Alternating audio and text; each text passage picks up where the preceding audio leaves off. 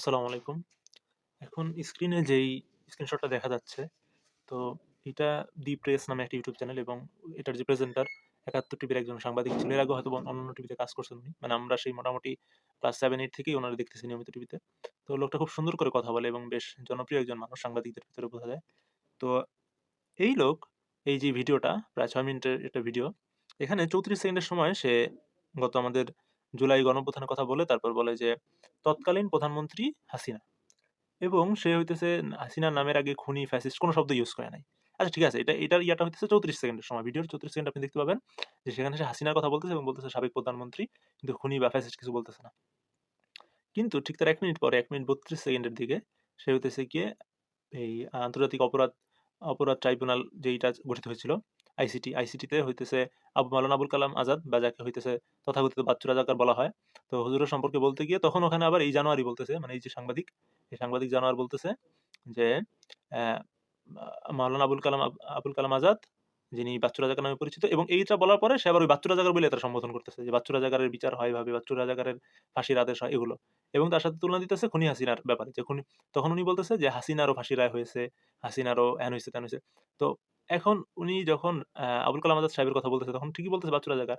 বলতেছে বাচ্চু রাজাকারের ফাঁসি হইছে। কিন্তু যখন হইতেছে উনি খুনি হাসিনার কথা বলতেছে, তখন কিন্তু বলতেছে না যে খুনি হাসিনা বা ফ্যাসিস্ট হাসিনা বা এই গণহত্যাকারী হাসিনার এভাবে বিচার হইছে, তার হচ্ছে ফাঁসির রায় আছে। এরকম কিন্তু বলতেছে না। তখন বলতেছে কি শুধু হাসিনা বলতেছে।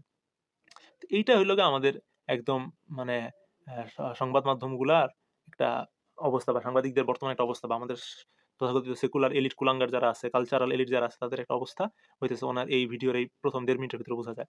যে এদের কাছে এখনো মন মগজে মননে সব জায়গায় হইতেছে হাসিনা এবং হাসিনা এবং হাসিনা। ওদের কাছে হাসিনা এখনো পীর সাহেব, হাসিনা কোনো গুম খুন, অগ্নিসন্ত্রাস, হাসিনা কোনো কিছু করে নাই। হাসিনা ১৪০০ মানুষকে গুলি করছে, খুন করছে, অঙ্গহানি করছে, এগুলো কিছুই ওদের কাছে কোনো পাপ না। ওদের কাছে কি সেই ৭১ সালে বিতর্কিত যেই ইয়াগুলা পা পা পা পাওয়া গেছে যেগুলা দিয়ে হইতেছে গিয়ে আইসিটিতে মানে আন্তর্জাতিক অপরাধ দমন আদালতে মামলা করা হইছে, বিচার করা হইছে, তাদের কাছে ওইটাই হইতেছে গিয়ে সব। কিন্তু এখানে যে তার চোখের সামনে এই কুলাঙ্গার সাংবাদিকদের চোখের সামনে গুলি করে হত্যা করা হলো। ইভেন অনেক সাংবাদিকের উপরেও তো গুলি করা হইছে, তাই না? কিন্তু এগুলার ওরা কোনো কিছুরই কোনো পাত্তা দিবে না। কারণ ওদের কাছে ওদের যেই ৭১ এর চেতনা, ওদের কাছে যেই ওদের আম কি বলে এটাকে? ইসলাম বিদ্বেষ, তারপর ওদের কাছে জামাত ফোবিক, ইসলাম ফোবিক যেই আবহ, এটাই হচ্ছে ওদের সবসময় কায়েম রাখতে হবে এবং এটা কায়েম রাখার জন্য ওদেরকে হইতেছে গিয়ে আওয়ামী লীগ, বিএনপি বা এরকম যত সেকুলার মানে ইসলাম বিরোধী যত শক্তি আছে এদের কাছে চাইটা দিতে হবে। তারা যতই খারাপ কাজ করুক। এই হইল গিয়ে আমাদের তথাকথিত সভ্য সমাজের সুশীল এলিট কালচারালদের অবস্থা। আচ্ছা, তারপর উনার এই যে ভিডিওটা, এটার ৩ মিনিট ৫৯ সেকেন্ড মানে হচ্ছে ৪ মিনিটের দিকে ওখানে বলতেছে যে আল জাজিরা, রয়টার্স তারা জামাত ইসলামরে নিয়ে যে রিপোর্ট করছে ওখানে নাকি তারা সংখ্যালঘুদের উদ্বেগের কথা বলছে যে জামাতের এখন যে একটা ভালো অবস্থা আছে রাজনীতিতে, এই কারণে নাকি তাদের সংখ্যালঘুদের ভিতরে উদ্বেগের সৃষ্টি হয়েছে।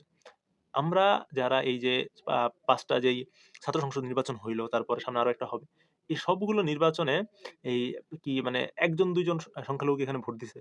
হাজার আমাদের ভাই ব্রাদাররা ভোট দিছে আ শিবিরকে, তাই না?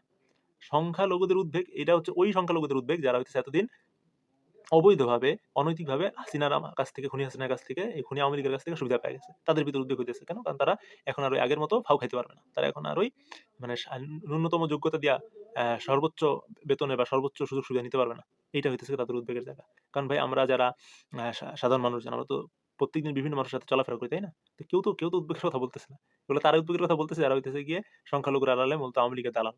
তারা হইতেছে সেই তথাকথিত উদ্বেগের কথা বলে। আরে ভাই, আ যারা সংখ্যালঘু নেতা তারাই বারবার বলতেছে যে এই আওয়ামী লীগের আমলে হইতেছে তাদের যেই উপাসনালয়, তাদের যে ঘরবাড়িতে আগুন দেওয়া হইতো, এগুলোর কথা তারা বলতেছে। আর এখানে এসে হচ্ছে কি তথাকথিত কালচারাল এলিট যারা আছে, এই সেকুলার গং যারা আছে, ইসলাম বিরোধী শক্তি, তারা এই সভ্য সুশীল সুট-বুট পরে আইসা বলতেছে যে এখানে সংখ্যালঘুদের উদ্বেগের কথা বলা হয়েছে। আর রয়টার্স বা আল জাজিরা এদের তো সবার একটা চুলকানি আছেই সব ইসলামিক দলের প্রতি। ইসলামিক দল আসলে ওদের সব সেকুলারিজম যত মূর্তি আছে সব ভাইঙা যাবে। তো মোদ্দা কথা হলো এইটাই যে আমাদের ইসলামিক দলগুলোর জন্য আসলে পথ ৫ আগস্টে আগেও খুব বেশি মসৃণ তো মোটেও ছিল না। আর এখন যে খুব বেশি একটা মসৃণ হয়েছে এটা আসলে বলা যায় না। এই কালচারাল এলিটরা আসলে কোনদিনই আমাদেরকে ইসলামিক দলগুলার আসলে মাইনা নিতে পারবে না। ওদের কাছে সবসময় হইতেছে গিয়ে আমাদেরকে ওরা শত্রু হিসেবে গণ্য করবে। আচ্ছা, শোনার জন্য ধন্যবাদ। আসসালামু আলাইকুম।